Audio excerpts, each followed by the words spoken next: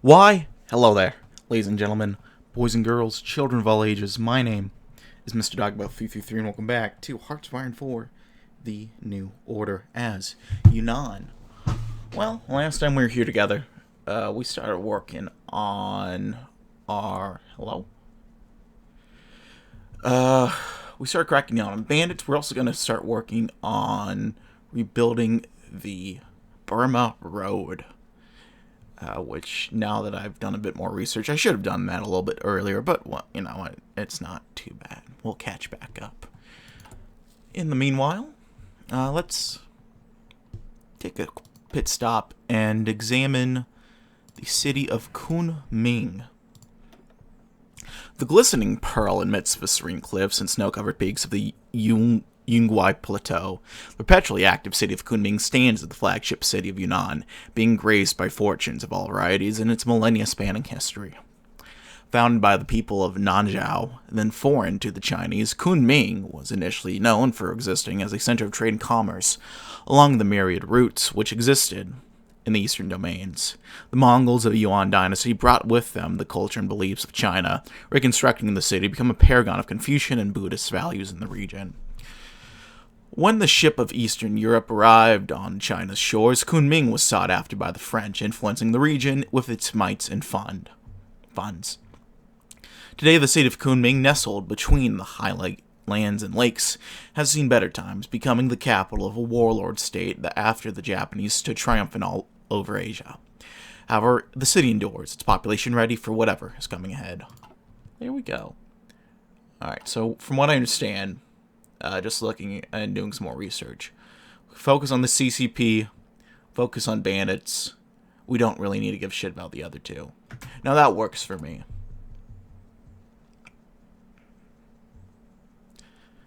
Not fucking unrest and Yunnan.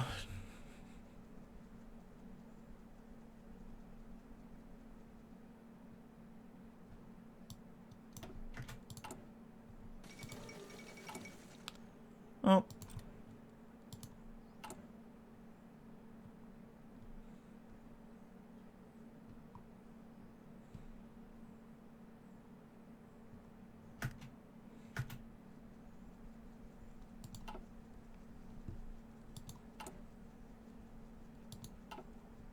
How are we doing economically right now?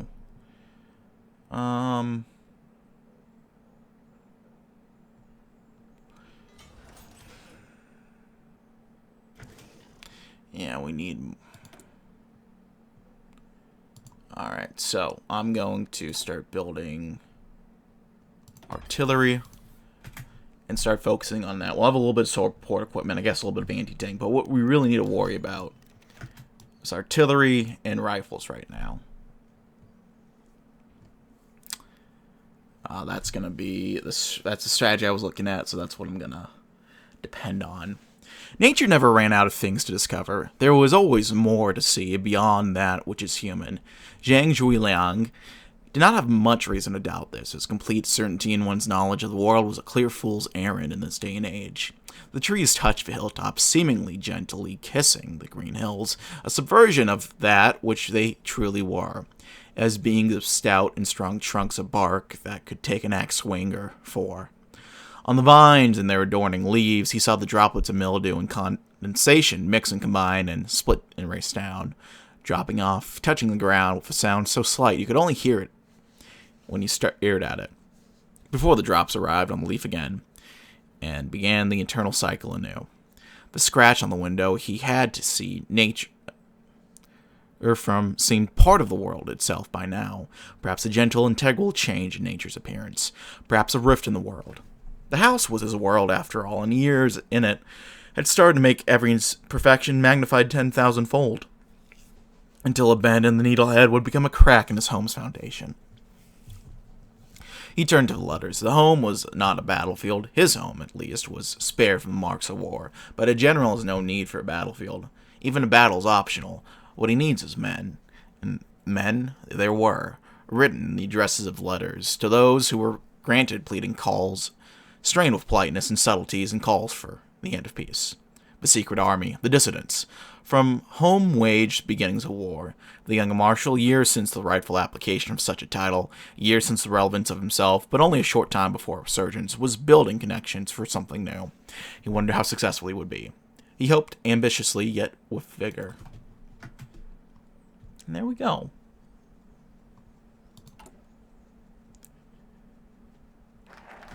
There we go. Alright, contact Burma for cooperation.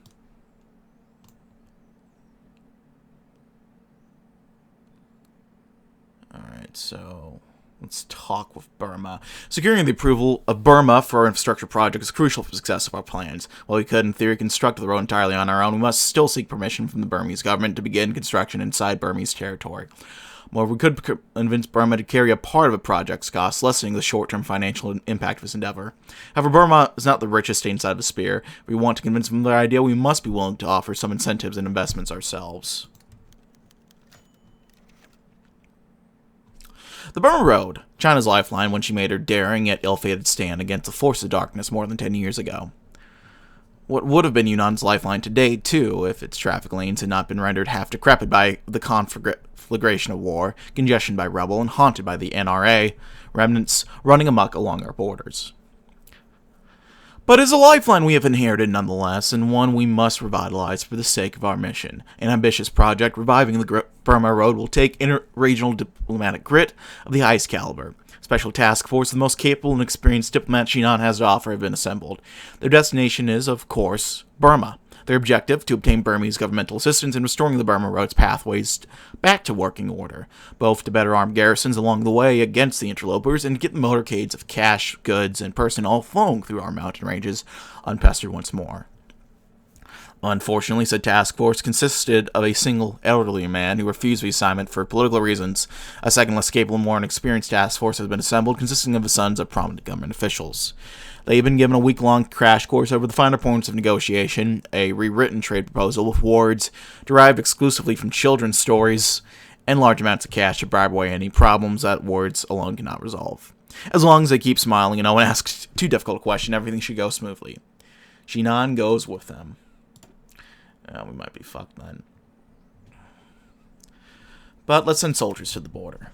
It seems as though with every strike made against the NRA insurgents, with every revealed outpost and exhausted patrol, the Republicans come back with redoubled resources and redoubled spirits. As of our most recent reports, the NRA seems to be concentrating much of their renewed manpower on the Burma Road, most likely in an effort to recommence their countless black market operations to regain their lost power. If we act fast, however, we may have no reason to fear these developments. By increasing our presence along the border with Burma, as well as our total present troops within the Burma Road itself, we'll not only counteract the growing NRA presence, but also manage to turn the tide against this disruptive republicanism. With a bit of luck and skill, of course. There we go. Real quick, I'm going to select these units, and I am going to...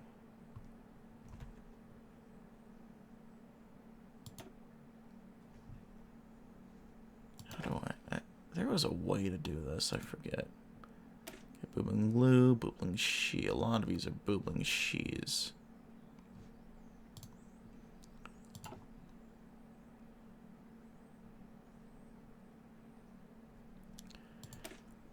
I'm blanking on how to, Boobling Lu. I'll just do this manually. It'll be a little boring to watch, but... Because we're going with Booblin Lu.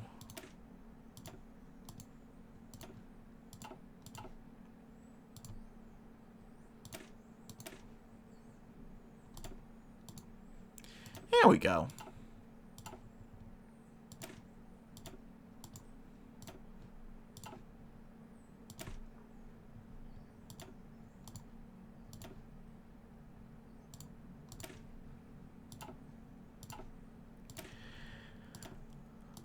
Boobing Lu.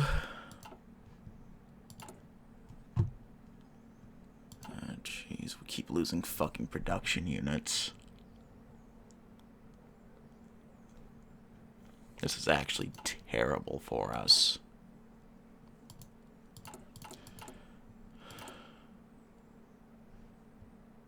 Let's do a tax hike.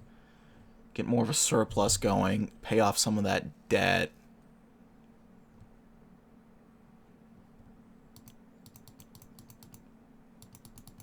So I think I'm going to try to max out things so we can get a little bit more growth going. Start attacking. Yeah. We don't have any command power. Alright, let me hop in, recruit, and deploy. Boobing Lou. What's the difference between them and boobing she? Really nothing.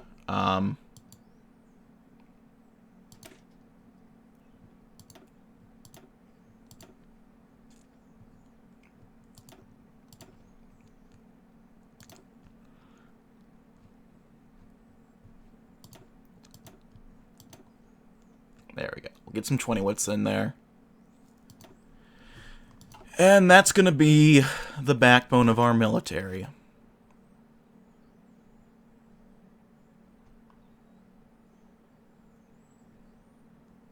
Alright. The Yunnanese and Burmese delegations sat across from one another. The subject conversation had started details concerning the Burma Road, but quickly devolved into jokes and idle conversations. And this woman looked up at him and said, "But I'm Japanese!" The room burst into laughter before gradually subsiding to isolated chuckles. That is really quite funny. But we should return to the matter at hand. How much can we expect to profit from the Burma Road? Most sober Yunnanese diplomat, noticing the blank stares of his companions, opened his mouth in response. Well, he desperately searched his mind for anything about the project income from the Burma Road. He really wished he had read the official-looking papers sitting on the floor of his hotel room. The way I see it, be swimming in literal oceans of cash. There we go.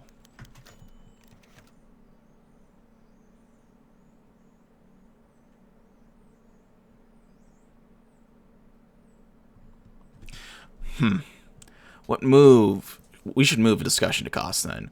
What should we expect the project to cost us? Well, money, obviously. How much money? How much money will it cost us? In that moment, the Yunnanese diplomat tried vainly to appreciate the concept of cost. Things cost money, he knew that, or at least he presumed that. He never actually bought anything, he always just told servants what he wanted, and then they went to the market where, theoretically, they exchanged money, the cost for the requested item. He hadn't the faintest idea how much money those things costed, or what was considered expensive and what was considered cheap. It hurt his head. He just wanted to be done with the boring meeting. I think it should cost...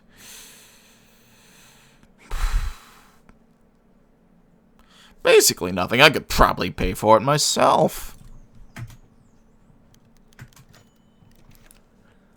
Look at that. Our junior diplomat sent to Burma some time ago finally returned to us, albeit intoxicated and with a few new girlfriends. After digging through the luggage, we've discovered legal documents certifying that the Burmese government has approved the Burma Road project. According to the least inebriated among them, the document went extremely well after both parties discovered their mutual passion for card games and alcohol. After a few games and bottles, the Burmese diplomats were more than willing to support the construction of the Burma Post. The Burma Road, rather. The diplomatic groundwork is solid, and all it remains is a comparatively easy literal groundwork. Splendid. Well, let's plan the new Burma Road, then.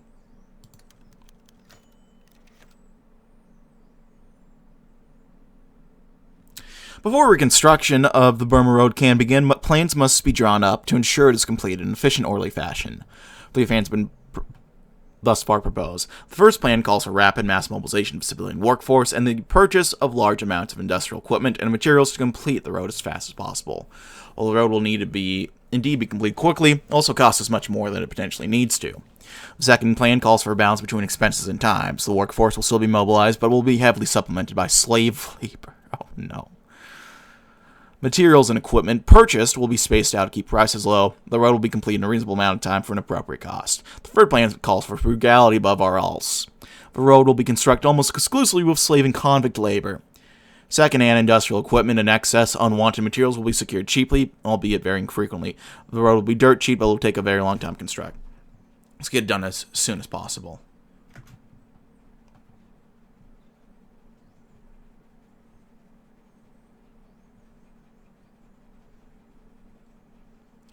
Yep, there go the national power outages. Fantastic.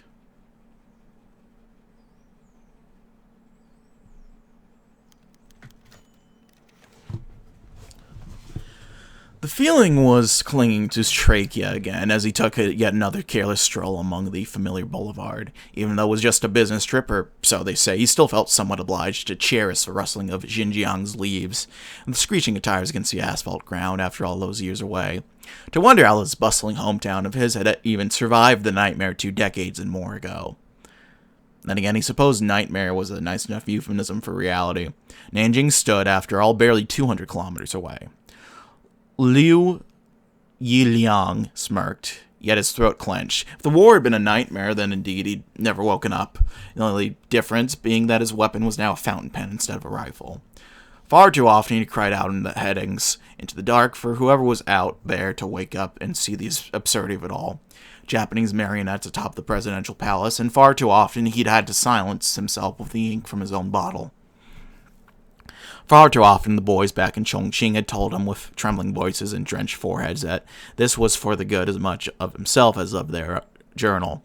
And far too often he had to stifle a laugh. The new Sichuan Daily used to pride itself on responsibility on actually having a spine in the face of decadence. Where did it all go?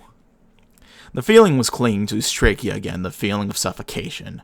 The smothered voices, the hollowness beneath the state-sponsored loudspeakers, and the Pan-Asian banners. All testaments to one undeniable, unconcealable truth. China was not free. Far from it. And it remains a part to play for Liu.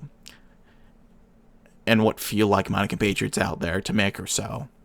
That's why he had relocated to Chongqing. In fact, to reconnect with them, to dedicate his life to anything that wasn't Wang Jingwei's propaganda machine. Liu's footsteps were picking up pace once more, for his path still lay ahead. There remained ears to talk to until one day, hopefully, China would finally make herself heard. Amidst the darkness, the fighter seeks his path.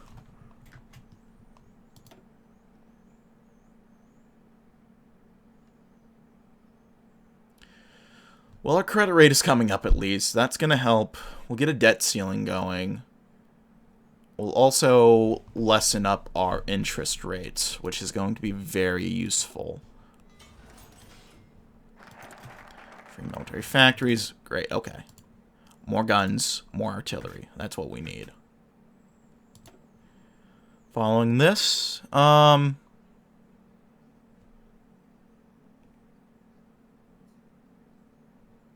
do the Red Menace.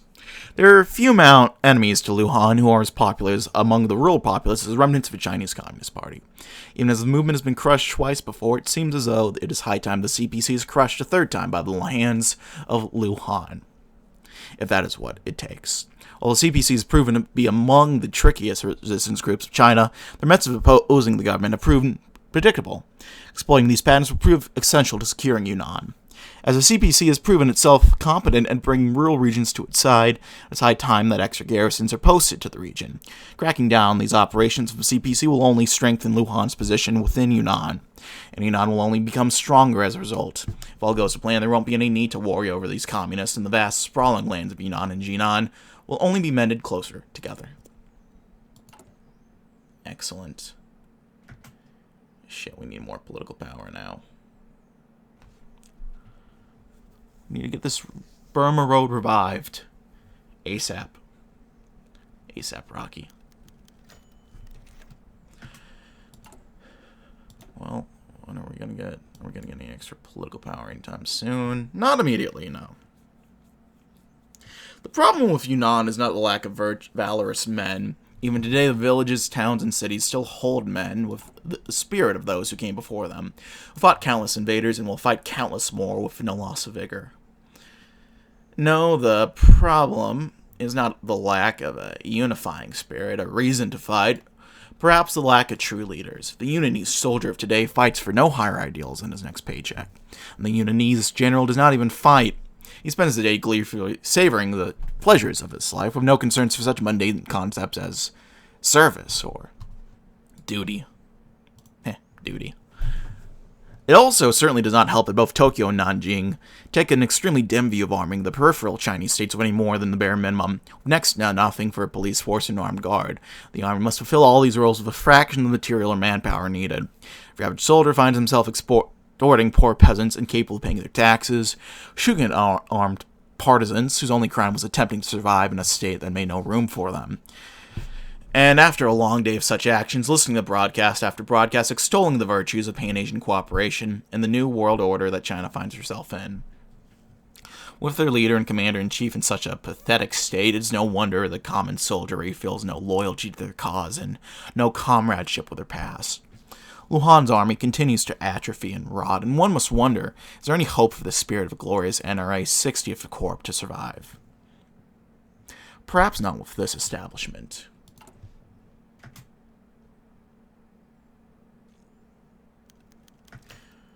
Part of me wants to see if I can swap over to power things up.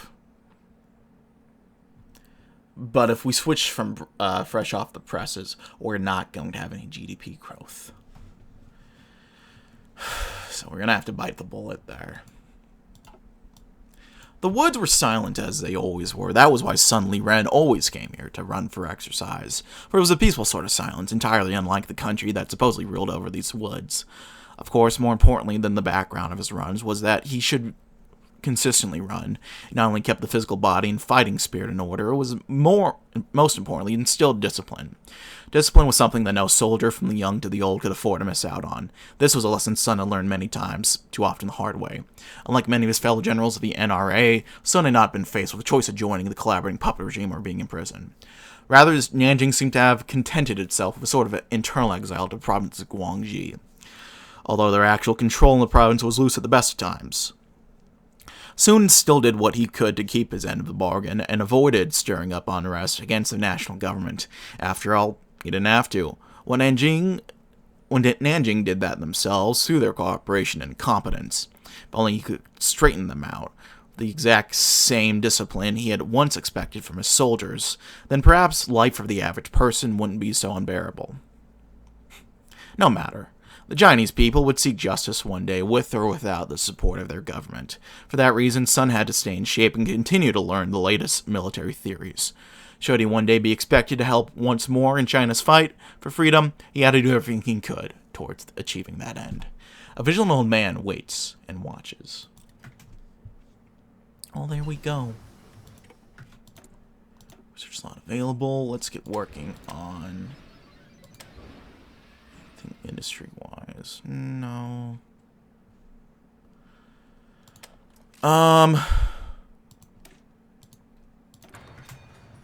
Let's work on infantry stuff.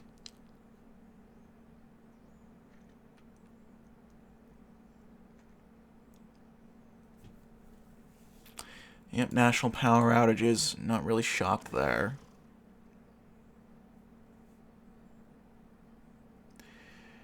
We have nothing in stability.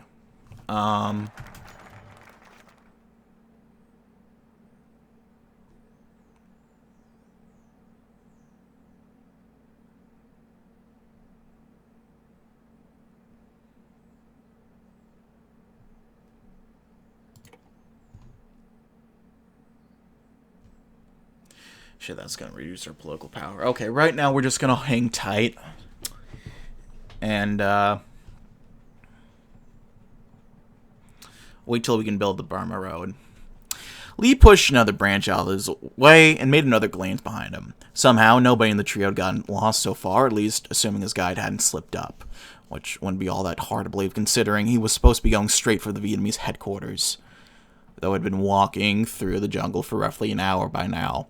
Had it not been for the constant resurgence from the guide, who hardly spoke a lick of Chinese, Li would have completely fallen to despair, though with every step deeper and deeper into the Vietnamese jungle, Li's faith faded further. Stopping in the middle of a small clearing of brush, the guide, whose name had slipped Li's mind, had begun tapping away at the ground with his foot. Looking around him, Li felt like this was it. Luana found a way to get his hands around Vietnam, and Lee's life was about to be snuffed out by an ambush in who knows where, Vietnam. It was then that the ground had flung open and a hole had opened up on the jungle floor. At first, Lee stood in absolute astonishment as the rest of his troop gathered around him, then watched on in horror as their guide squeezed into the ground, waving his hand for the trio to enter the hole before submerging completely. What the fuck? The three looked around at one another before Lee took a step forward. Lee, that seems like a horrible fucking idea. No offense. Lee hesitantly took another step forward like he was trying to sneak past the brush. I'm not getting anywhere just standing here, Yang. Now you coming or not? It was obvious that not even Lee was confident in his decision. Fine, Captain. Take the lead. Let's do the horrors of partisans. The CCP has always provided our troops with a near impossible challenge with every engagement they begin, which is exactly what causes our brave soldiers so much trouble.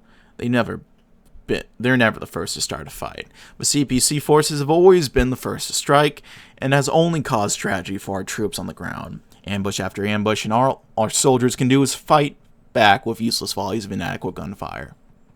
What can we do then? If our methods are useless or inadequate, it is high time we do what we can to change them.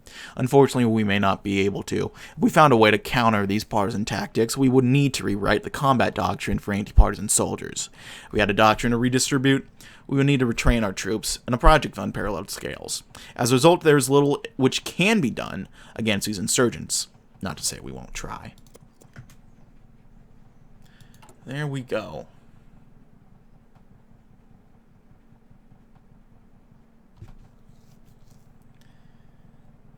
Yep. We just need to get 50 power so we can revive the Burma Road.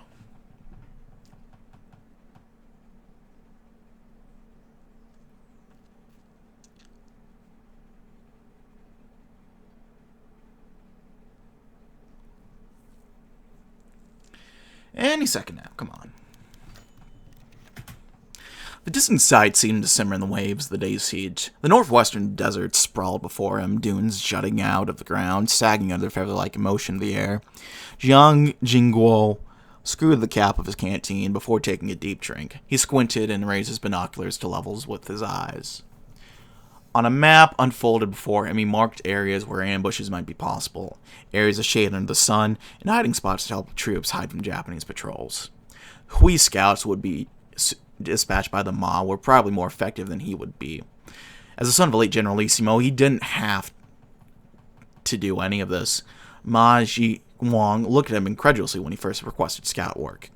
However, man needed time from himself on occasion. Field work was an excuse. He wanted a quiet place to meditate, to contemplate events of past and future. The Ma's were friendly enough, loyal Chinese nationalists to the core, whose personal emblem was a white sun on the blue sky. Yet huddled in the camp amidst the din and noise of soldiers returning, departing, living, and dying, Jiang could not find himself the space needed to sit down and think. Now alone with the dunes of sand and the sharp, jagged shadows of rock formations, Jiang took a cigarette out and began to light it. Sighing as he sucked in the fumes of the tobacco, he began to think and reminisce. Lost father, lost brother. He was not there for Chongqing, and Wei Zhuo was nowhere to be found. The thoughts of his brother tugged at Jiang's mind. Had Wei Guo known? The old Generalissimo hiding things from the younger of the two siblings, a secret that would surely shatter the brotherhood fostered under the house of Jiang. He shook his head. Jiang would tell Wei Zhuo when the time was right, assuming, of course, that they would live to see each other again. The truth will hurt, but it will hurt less than living a lie. There we go. Alright, we're gonna get 50 political power soon.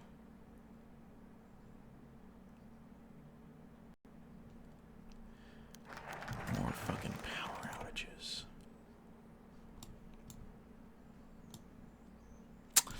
Another trip home from Vietnam, another patrol, another day was shot. The sun had already begun to set over Yunnan, and Lee felt that he'd spent his day well enough. While undoubtedly quiet, it always paid to have a quiet day.